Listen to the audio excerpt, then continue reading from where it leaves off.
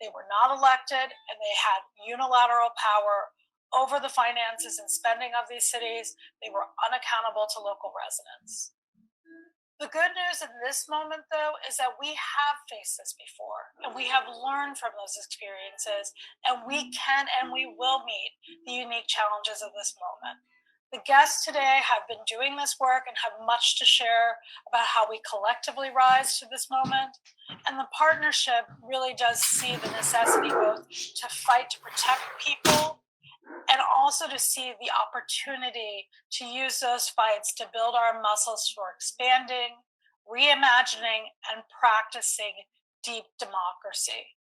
And cities are core to that because they are the form of governance closest to people and provide a good scale for doing this type of practice. We hope that we leave today with bold visions of how we both protect our communities, but also as a movement emerge from this crisis stronger with richer and deeper participation and leadership from everyday people.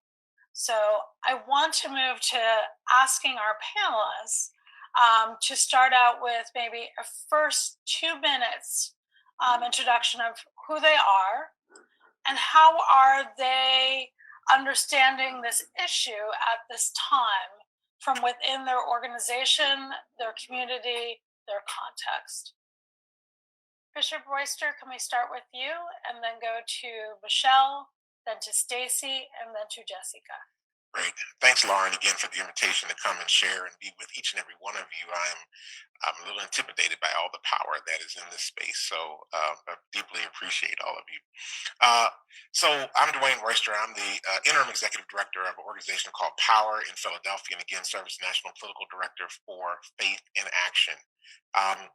Our work is deeply about organizing communities of faith and people of moral courage, because we have some folk that are not a part of normal faith traditions that are, or what we consider normal faith traditions, as a part of our collective work.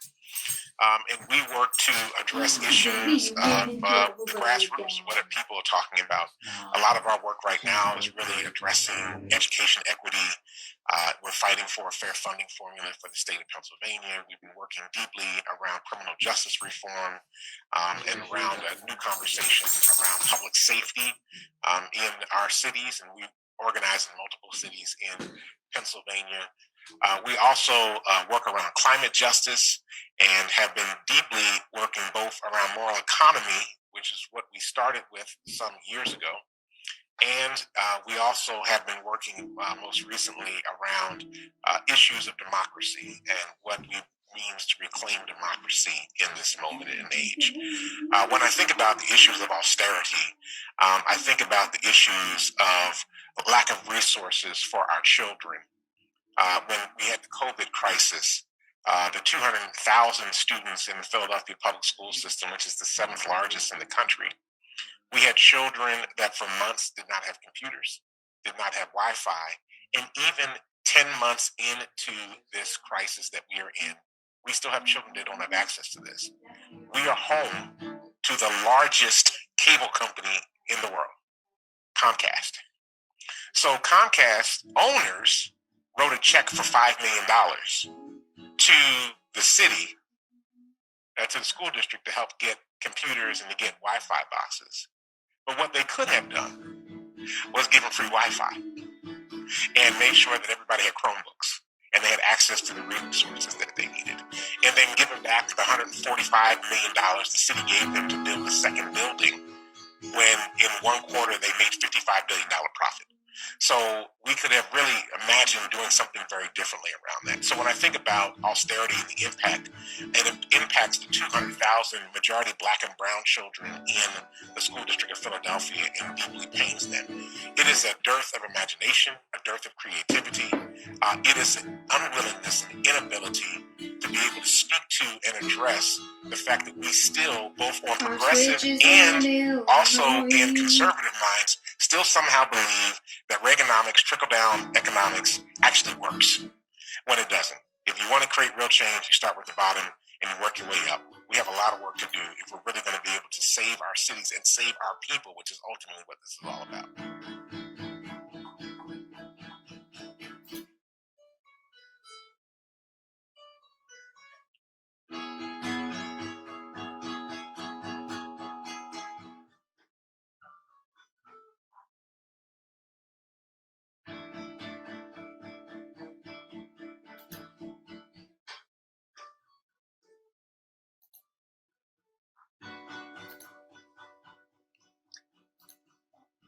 Michelle, I'm sorry. Could you switch to the main channel? Because I think that some folks are having a hard time hearing you because you may be broadcasting only on the English channel right now. And while we're doing that, I'm going to go to Stacy and then we'll just come right back to you. I'm so sorry.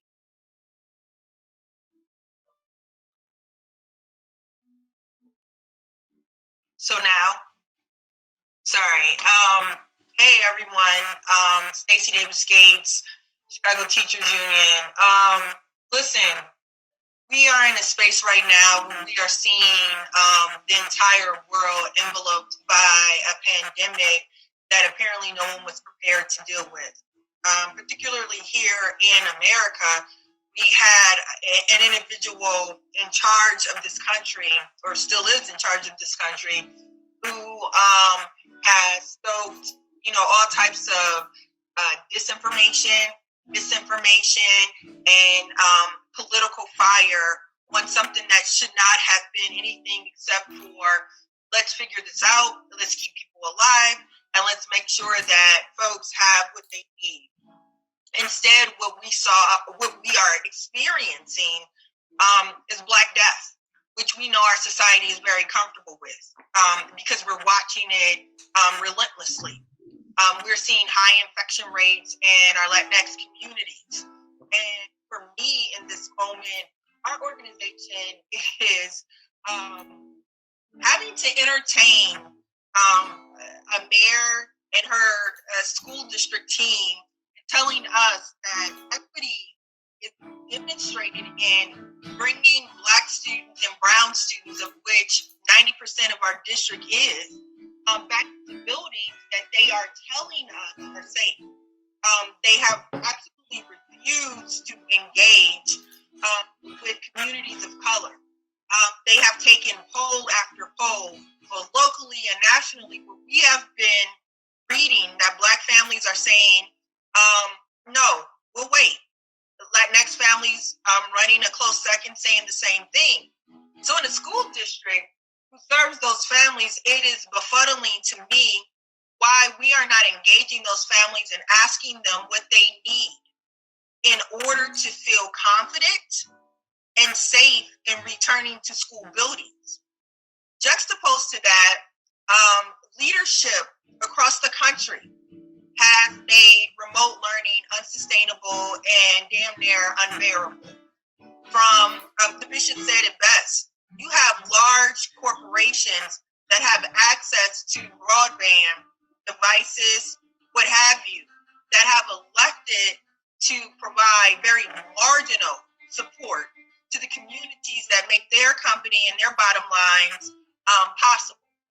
That being said, I think that this moment that we are in has to have sharp response and action by folks who believe in equity and justice. Because if we allow those who have already defunded education, already defunded every public resource that we need in this moment, to also dictate the terms of return and reopening, then you know we're going to lose. And it's going to be a loss that has been exacerbated by the losses that austerity has already created in our communities. So this is not a theoretical exercise. This is not an exercise where we get to sit on the sidelines and talk about it. This is an exercise where we're going to have to organize. I am very motivated in this moment by members of SEIU Healthcare, Indiana, Illinois, Missouri, that are on the strike line, and they are on day 11. These are our parents. These are Black women. These are brown women who are only asking for safety and dignity to do the job of caring for people who cannot care for themselves. So again, if we have parents who are working in institutions where they are one mask a week, and the institution has failed to provide them with what they need, why would they feel confident that any institution would do that for them, right? I'll close with this. You don't expect equity in a moment like this when you have not seen institutions exercise equity on a good day. Right now in the city of Chicago, on the west side of Chicago, which is majority Black, there are 51 schools and only 4 of them have libraries. Why would a Black parent expect safety in a district that has failed to provide the basic level of education for generations?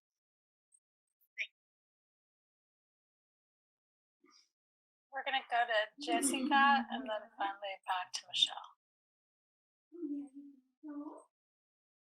Hello, everyone. Can you hear me? Yes. I'm Jessica Gonzalez. As Lauren introduced me in the first place, I am part of the Barcelona and Comú right now. That is one of the political organizations that is governing in Barcelona right now. And I also gonna speak from my embodied experience as a Afro-Colombian immigrant in Barcelona. And also, we are governing right now in Barcelona, but in particular, I'm part of the government in Ciutat Bella, that it's like the old city, where we have an impact of the crisis that is not only a sanitary crisis, but it's a systemic crisis, where that impact of this crisis that we're living right now comes from very different places and very different contrasts. We have El Raval, that is a neighborhood that is with 50% of their people coming from different parts of the world, having different cultural backgrounds, and we can see there that the social needs are spectacular. Then we see the Gothic Quarter, where for the last years there has been a lot of investment in not investment, but speculation with the right to housing, and how we have no neighbors. And if you have no neighbors, there's no way to support local trade and local shops. So we have very different consequences of this systemic crisis happening right now in Barcelona. And just a quick thing on austerity. Sometimes we think as austerity as a way to solve things, as something that comes out of a context, or that comes in a particular situation. But austerity actually is an ideological tool. It's an idea of economic impositions, and at least in Europe, we'll talk about what happened in 2008. But it's important that it's this idea that we have no money, so we're not going to invest, but we're going to bail out banks, and we're going to privilege the economic and financial sectors instead of the lives of the people. So let's not think about austerity. And I, as a Colombia, I come from like a country, though being very rich in resources, there is no great investment, because it's this idea that we have no money, so we're gonna invest. So austerity is based on preventing, through this deficit control, that the states and the cities persuade countercycling public investment, so to get out of the crisis. So let's not think about it as something that is happening right now. We have to adjust our belts and not spend. This idea of it's an ideology that they are putting on us right now. It's like a big excuse. And the way we address this, not only from grassroots movements, but also as governments, it needs to be very different and very radical. So I would like to later address the difference between what happened in 2008 and what is happening now, and what are the challenges that we can all from different backgrounds that we have here, how we can take the advantage, even if that sounds crazy, but this is a crisis that we can take advantage of and change many things that have been systemic and have just exploded in our faces lately. So I would like to talk later about how we can find the formulas between the community, between the governments, between the grassroots movements also with people people of color, with women, with LGBT communities, and that when people say that the virus sees no gender, sees no color, or whatever, I hate that idea because, of course, it's very classist, it's very misogynist, as Lauren said earlier. So the way, or how would we go now? What do we do now? What just exploded in our faces, and how are we going to change the system? Because it's about changing the system completely upside down. That's what I would like to talk earlier. Thank you.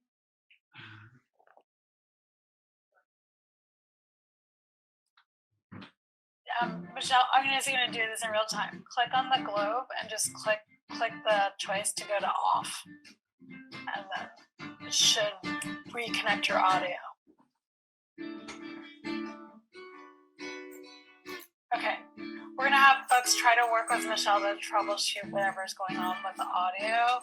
But I'm going to move into the first set of questions. And I'm so sorry because I'm like, Michelle's been working on these issues for a number of years too, like so many of the folks on this call. So I think people can see from those opening comments how amazing this discussion is going to be. And I want to open up with a question first to Bishop Royster, and hopefully I will come back to Michelle if we can get her audio. It's like, so talk to me a little bit more in a couple minutes. Why are we facing austerity?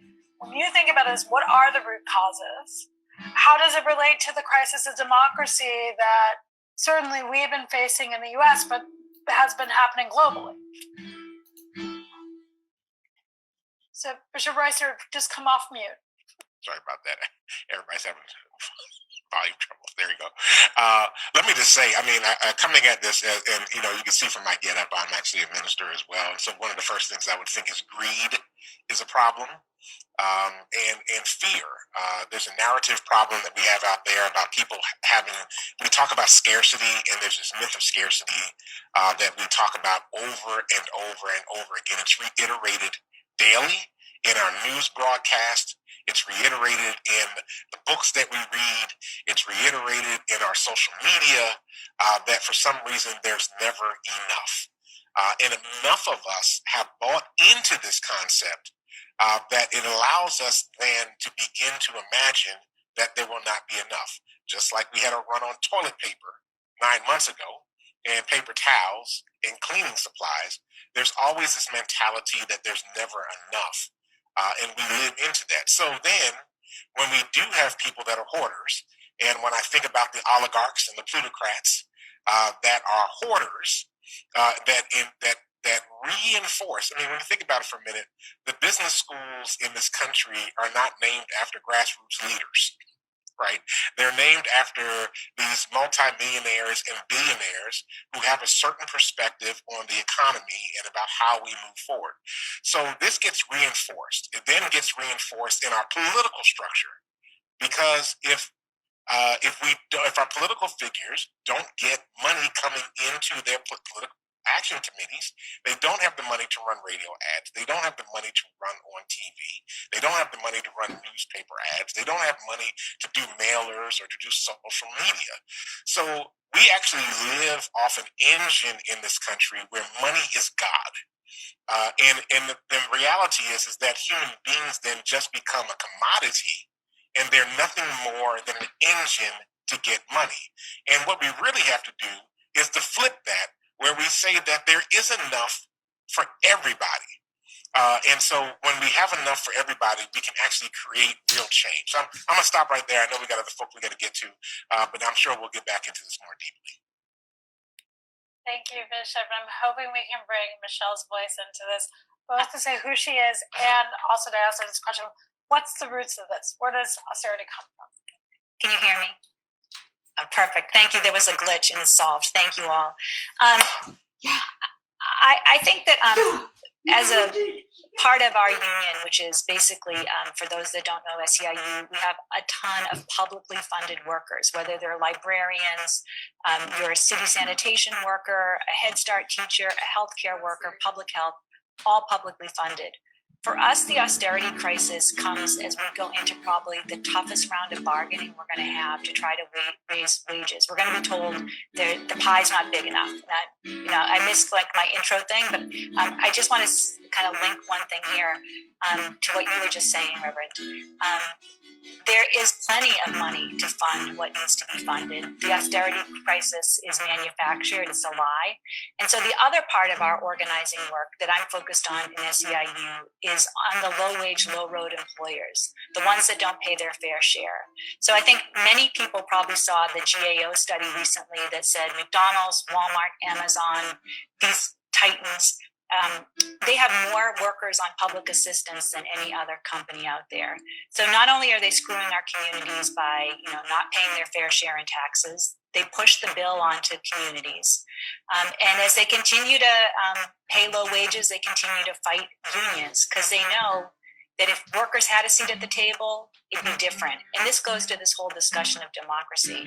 And so to the question that we were talking about right now, where are the roots? The roots are in the racist system in our country that started where care jobs, farm worker jobs, all these jobs were slave jobs. They've continued to be undervalued. No surprise that these jobs like childcare were written out of labor law. It's taken decades and decades and decades to make improvements. And in the publicly funded places, we've started to see workers having jobs, having a seat at the table, fighting over the little pieces of the pie. And what we really need now is to say, look, systematically, workers at Uber, Lyft, fast food workers, the workers we're organizing in SEIU, they've been written out of labor law. No accident. The fights that have taken place to prevent these workers from having unions, it's a similar story. But imagine if those workers had a seat at the table, like they do in other countries, we could try to set sectoral standards that would be able to have workers at least have some say over whether their wages could be raised. Could we alleviate some of the ways in which these companies are kind of pushing it back to taxpayers? So I'd say that's some of the roots of this. Thank you both. And just a reminder to our panelists, I can see people feeding off of each other, just to slow down to make sure everybody can understand and catch all of the knowledge you're dropping. I want to turn to Stacy and Jessica and just ask, how is this like the 2008 crisis? It's like this moment, and how is it different? So let's start with Stacy and we'll go to Jessica. I mean, how is this the same? We're seeing people displaced.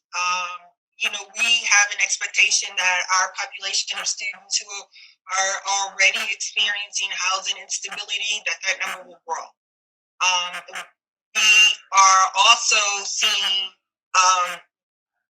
political officials outline that the budgets that go to school districts will be more marginal. Those things are very similar. What's different?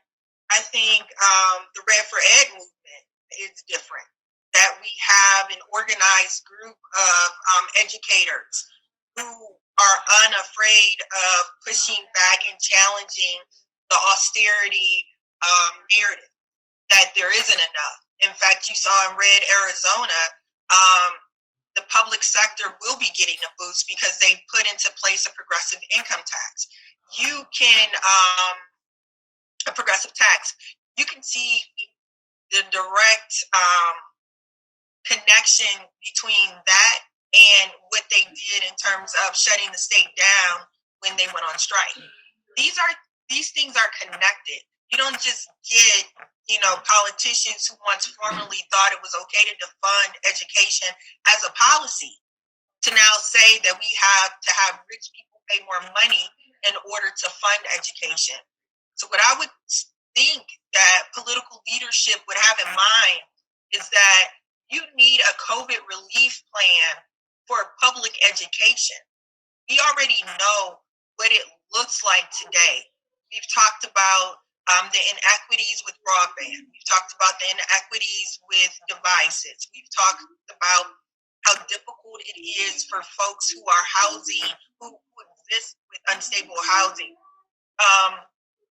These things are going to be cataclysmic, right? We haven't seen the worst yet. and that is terrible to say out loud. And we have a group of people, unions, organized, that have already built a muscle, who understand how to challenge. So when those two things collide, we're going to see something very different, I think, than what we saw in 2008. I think it'll take less time to mobilize. I think that folks have a memory of why people are mobilizing. Lastly, we keep hearing that our school communities are safe, that they aren't super spreaders. I'm obviously on the other end of that, saying that the data that is coming in is insufficient to make such a sweeping statement. But what we do know is that the facilities that many of our students, especially Black students, especially Latinx students, that those facilities cannot be safe. That ventilation cannot be there, because we saw even before 2008 that there wasn't much money going in to keep them, to maintain them, or to rehab them, or to build ones that are of the 21st century. So be clear, it's going to be a fight.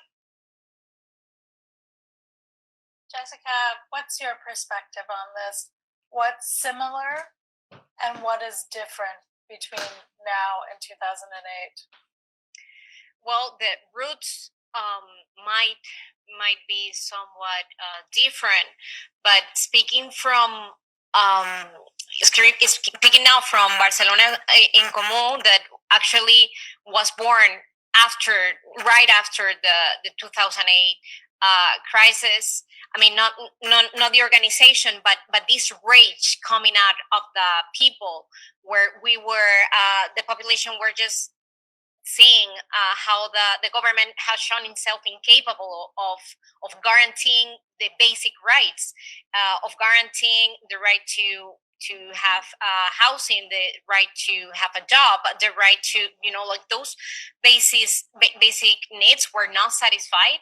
And then out of those rage, then came the 15M movement, in which lots of all the people from different ages and from different backgrounds, and poor people and Black and brown people and working class just came together. And then we started organizing ourselves in different type of community. One of those communities or those movements were the people affected by the mortgage, which actually was the origin of Barcelona and Comú. And now, being in the government since 2015, the way you address, you need to choose who to save.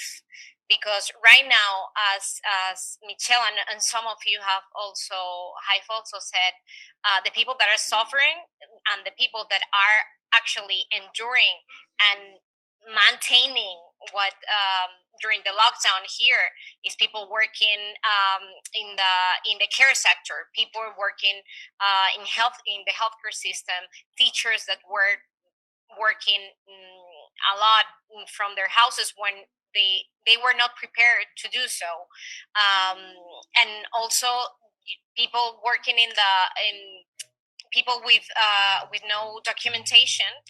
That also were out of this of all the helps that the government started. So what we decided as a government was to build somehow a social shield, which basically included the prevention of massive layoffs and guaranteed wages. In the first place, the right to housing to be guaranteed. In fact, an agree has now been reached to stop all evictions of vulnerable people until the end of the new state of alarm that we have until May 2021. And then a contingency plan against sexist violence was activated.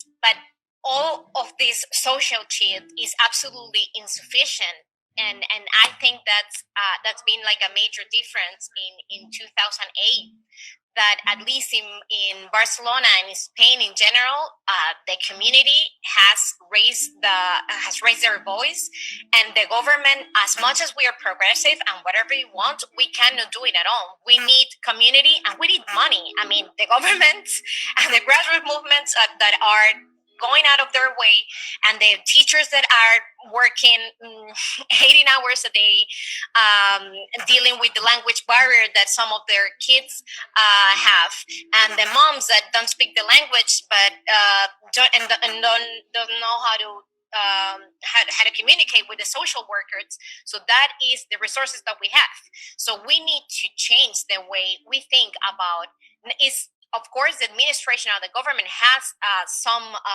obligations, of course, but also how to change this thing of community and administration. But we need to work together, and that is depending on the resources that we have, both the community and both the government. So the thing is, the difference it's what Bishop was saying earlier. We need to save the people. That's it. We need to put the life in the middle of everything, and putting life in the middle of everything it's basically changing the economy as well. Is thinking about a more diversified economy. At least in Barcelona, of course, there's this Barcelona receives lots of tourism, and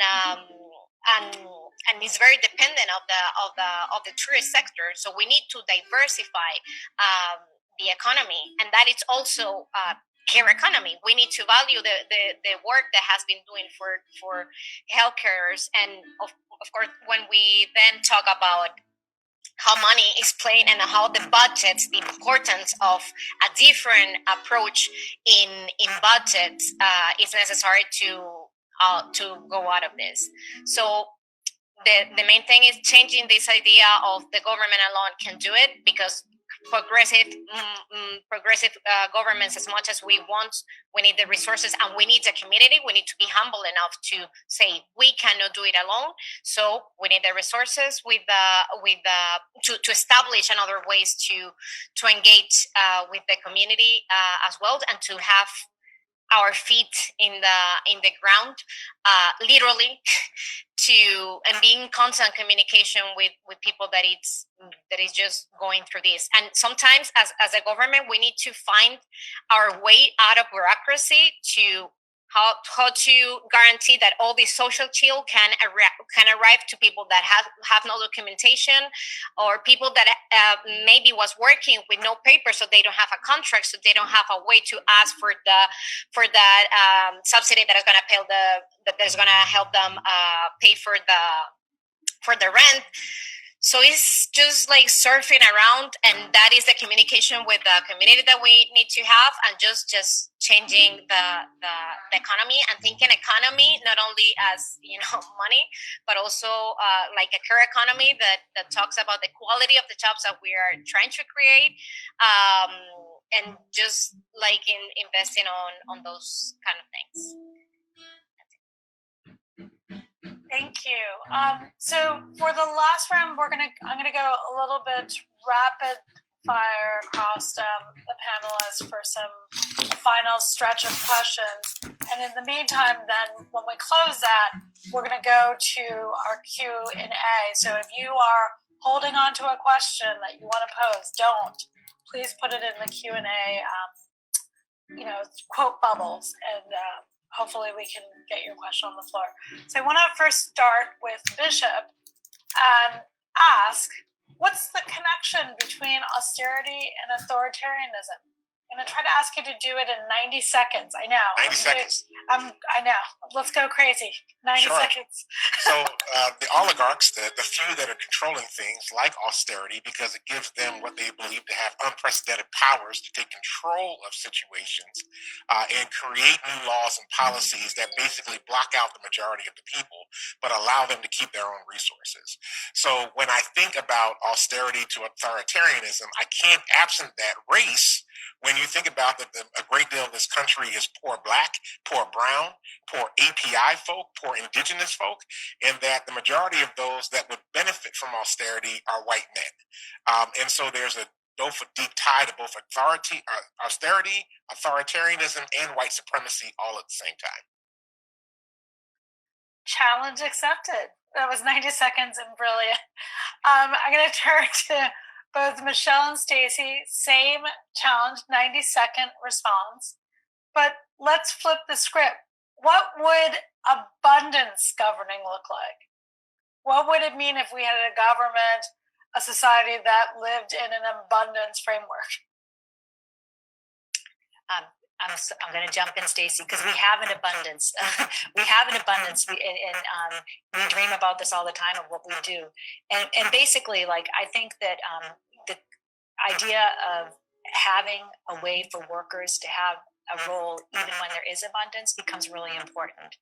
When you look at nursing home workers who suffered some of the biggest deaths in this COVID crisis, we were able to come up with health and safety councils where they were able to make their lives better and their patients' lives better. So in everything that we're doing, it's can we get a voice? Because frontline workers know what needs to be done, whether they're educators or healthcare workers or whatever we do in our lives.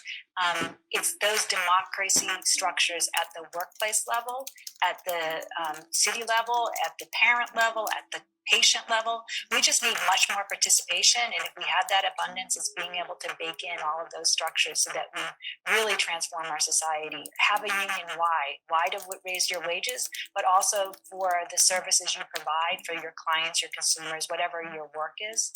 It's vitally important. So that's what I'd say with abundance that we should do. I think abundance looks like a check for every family to stay home until we have this pandemic under control and people can be safe. That's abundance. That's a dignity. Abundance looks like a moratorium on evictions and rent control. It looks like mortgage relief for homeowners. Abundance looks like a Green New Deal that will retrofit all of our public schools to make sure that ventilation makes sense.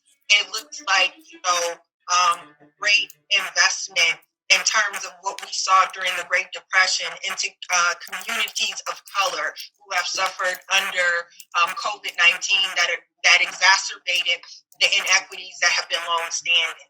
Abundance looks like rich folks paying their fair share. That's what it looks like.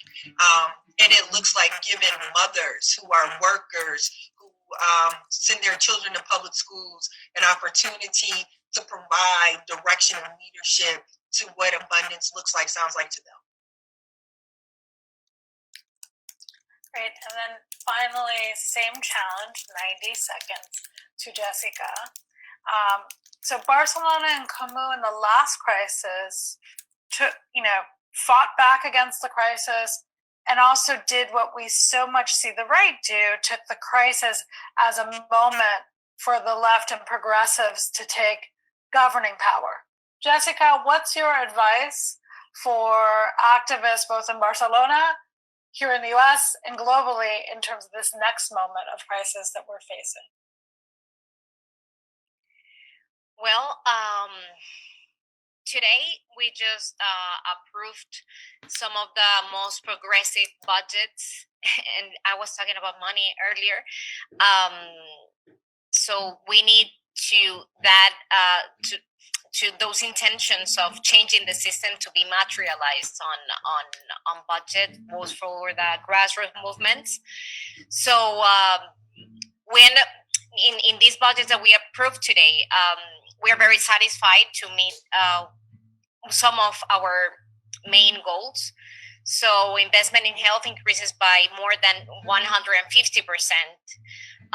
Investment in education increases by 70%, 45% in dependency, 80% in research, 22% in university scholarships, 30% in employment promotion, 60% in fight against child poverty, 70% in social service, and I can go on and on and on.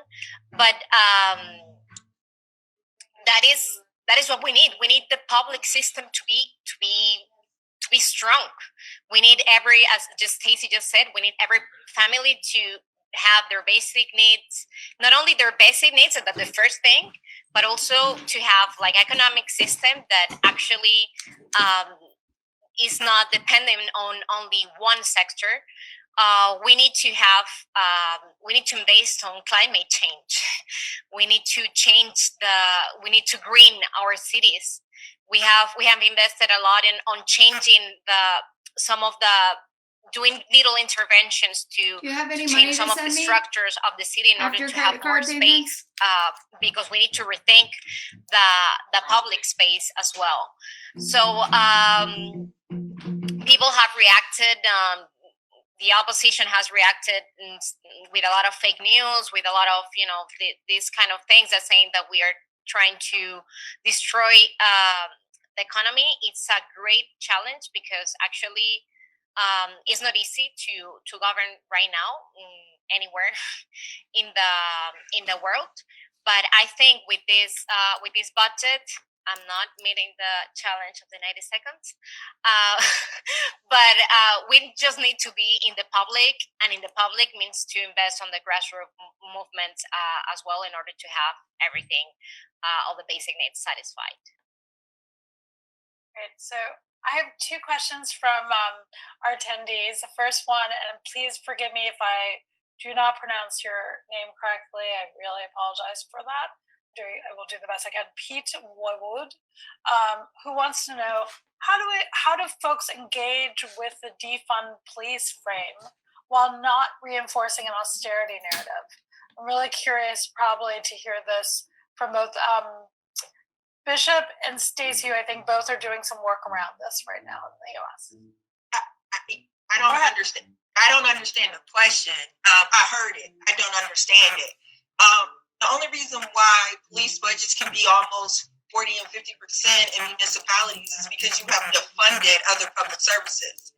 I can make a very strong case that in communities of color, that investment is only through policing, surveillance, and incarceration.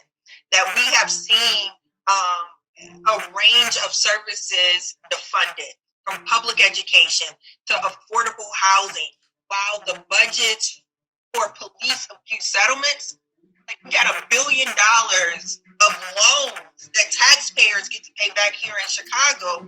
Meanwhile, the city budget took $60 million away from the school budget, right? And so this whole concept that we are comfortable with defunding everything else except for the thing that penalizes, incarcerates, and harms communities of color, I think is decontextualized and without a clear understanding of everything else in our community has been taken away, and the occupying force remains. Yeah, let me just say real fast that for us, defund the police is not about austerity. Defund the police is about investment in mental health services. It is about investment in the 93% of 911 calls that do not need police to show up in the first place. Our budget in the city of Philadelphia for policing almost is $1 billion a year. Almost $1 billion a year. So if we actually are able to take that, put that into social services, if we can take that and put that into mental health services, we are actually able to benefit the community, reduce the need and reliance on policing, actually build our communities because they don't feel like they're living in a police state, but they're actually feeling like they're actually getting resource from the city. I think we'll begin to see a whole different relationship between both city government and citizens that live in the city at the same time.